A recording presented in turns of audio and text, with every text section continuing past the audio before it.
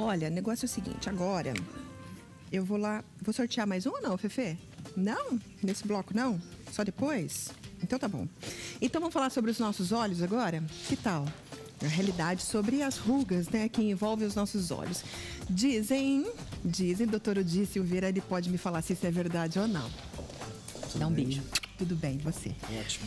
Dizem que quando as pessoas vão ganhando rugas, elas vão ganhando mais experiências de vida. Com certeza. É verdade. É, com certeza. Mas tem gente que quer arrancar a experiência da cara. Por quê? Por quê? É como você falou, as mulheres são muito exigentes, sabe, Lu? Começa uma pequena ruguinha, elas já começam a ficar incomodadas, entende? E é uma coisa mais natural do mundo, quando você sorri, aparecem umas ruguinhas, entende? Agora, tem gente que não quer sorrir, quer ter expressão, não quer ter ruga nenhuma. Pois que é. eu acho que, às vezes, um pouco exagerado, né? Mas... Eu gostaria de fazer parte desse clube do exagero aí. Ô, gente, eu tô passando maquiagem embaixo aqui, aí começa a craquelar a maquiagem, gente.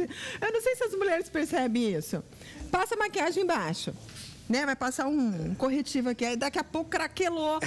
Entendeu? É normal isso? Ah, não tem jeito, não. A ruguinha sempre aparece, não tem como. Entendi. Vamos colocar algumas fotos aqui no Plasma e o doutor Odi, a gente vai conversar, discutir a respeito aqui. Vamos lá, vai que você se encaixa em alguma dessas fotos.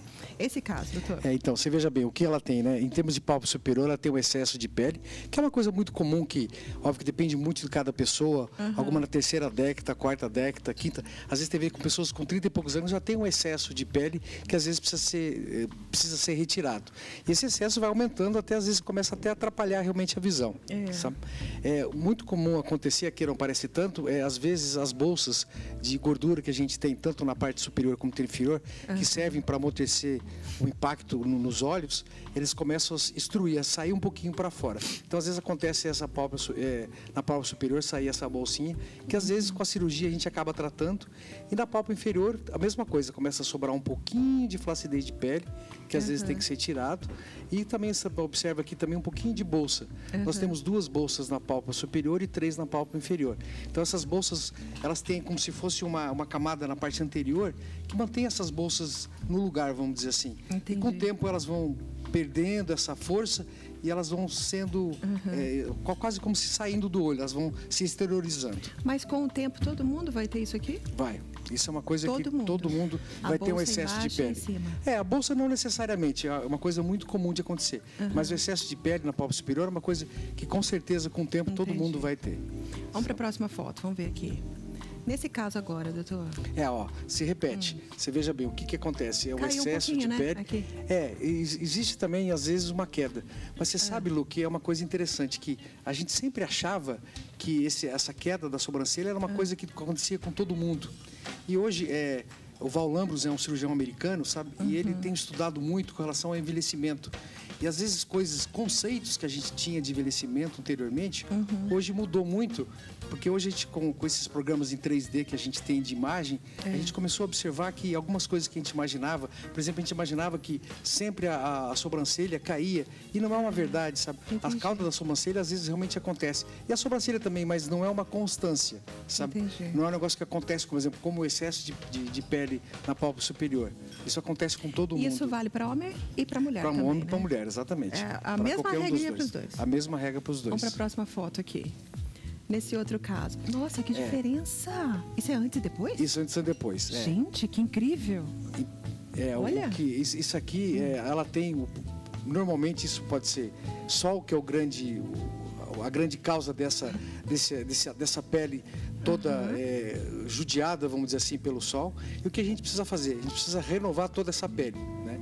Tem 2 coisas que podem fazer alguma coisa parecida com isso aqui, tá? Nesse caso, eu acho que particularmente foi feito um fenol nessa paciente, tá? O que o fenol faz? Ele vai queimando, entre aspas, a pele, tá? E vai queimando essa pele até chegar na pele nova, na derme nova. E aí tira todas essas rugas, todas essas manchas de pele, e é uma renovação total. Isso sabe? É seguro? Não é perigoso fazer isso aqui, não? Tem algumas coisinhas que você tem que tomar cuidado, entende? Mas assim, é óbvio que esse é um caso maravilhoso, um caso assim. Nossa, só que a gente entende que nem sempre a gente consegue esses resultados, né? Esse é um resultado realmente espetacular. Rejuvenesceu uns 20 anos. Realmente é uma melhora na qualidade da pele espetacular. Né? Próxima foto, vamos colocar aqui. A próxima. As bolsas aqui exatamente. Aqui mostra bem, né? As bolsas, como são importantes nesse caso, que você tem que tirar esse excesso de pele. Né? e retirar também esse excesso de pele que está sobrando aqui.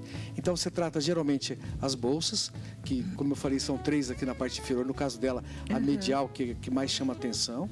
E você tem também a pálpebra superior, que está mostrando aqui o excesso de pele para ser retirado.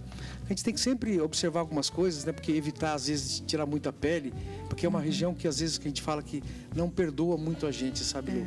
Se você começar a tirar muito, corre risco e, às vezes, acontece de você ficar com o olho um pouco aberto demais. Essa rima palpebral que tem que, praticamente, não pode ultrapassar. Às vezes, ela desce um pouquinho e fica aparecendo, sabe? Doutora Gi, Oi.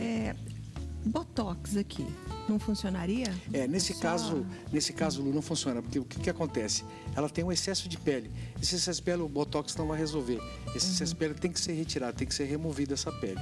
O Botox é bom nessas ruguinhas que você falou, tipo, a pessoa está começando a ter uma ruguinha, que a hora que ela sorri, incomoda, então isso o Botox funciona muito bem. Funciona também, como você estava falando, com relação à sobrancelha, porque o que o Botox faz? Ele relaxa a musculatura, ele diminui a força muscular. Então nós temos músculos que abaixam, que trazem a nossa sobrancelha para baixo. Então, quando você faz o Botox nessa área aqui, você faz com que o orbicular, que é o olho que está o músculo que está em volta do olho, ele relaxa e naturalmente o temporal, que é o músculo que nós temos aqui, sobe a sobrancelha. Então, às vezes você quer dar uma levantada na cauda da sobrancelha, que eles chamam, que é na parte externa da sobrancelha, você pode fazer com isso com Botox, que dá um resultado muito interessante. Entendi. Agora, no caso aqui de baixo... E aqui também, não adianta fazer o Botox. Aqui, no caso, realmente tirar o excesso de pele e principalmente tirar a bolsa. Você vê o que mais chama atenção nela aqui é a bolsa. E às vezes a gente tem que ir com uma certa parcimônia, sabe, Lu? Porque às vezes a gente pode tirar muita bolsa e deixar esse olho fundo. Então a gente, às vezes, a gente antigamente, quando a gente fazia pálpebra, a gente era muito tirar bolsa, tirar bolsa. E hoje a gente vê que tem que ser um pouco mais comedido para manter, porque na verdade a gente tem que ser quase que na mesma superfície, no mesmo plano. Se você tirar muita bolsa, ele fica profundo. E é uma das coisas que acontece com o envelhecimento, exatamente isso aqui, ó. Essa parte começa a afundar um pouquinho. Então, às vezes, a gente acha que a pessoa tem bolsa e, na verdade, ela tem essa área um pouquinho mais profunda.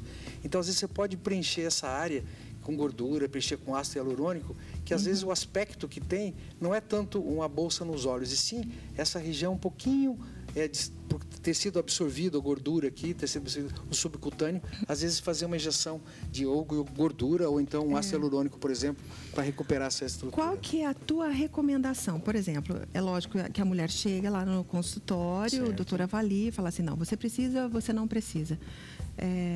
Qual que é a tua recomendação? Esses são casos aqui que a gente viu que realmente precisava, né?